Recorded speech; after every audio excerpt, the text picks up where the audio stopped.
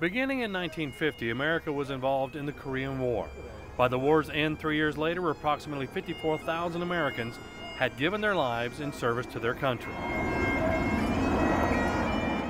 The Korean War Memorial, dedicated in 1995, is made up of 19 stainless steel statues of a squad on patrol, slightly larger than life. There's a granite curb featuring the names of all 22 countries that defended South Korea, and possibly the most haunting figures of actual faces of fallen service personnel etched into the granite wall overlooking visitors.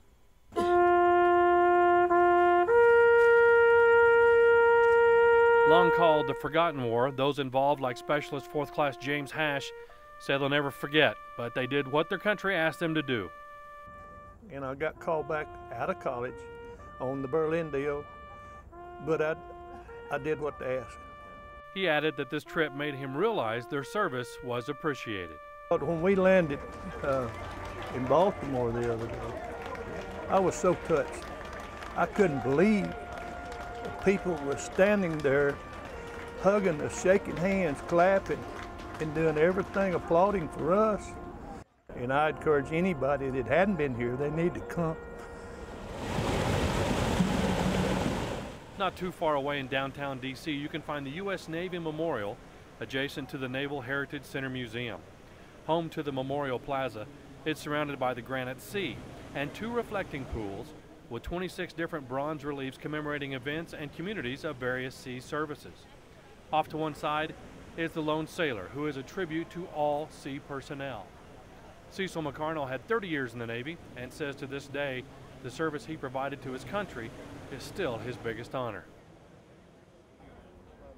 I feel so honored to be a small part in the war that brought us victory over Japan.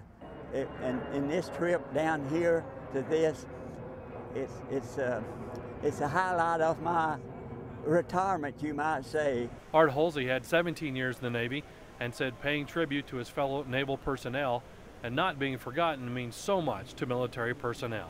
They don't do it, you know, for honor or glory or that kind of stuff.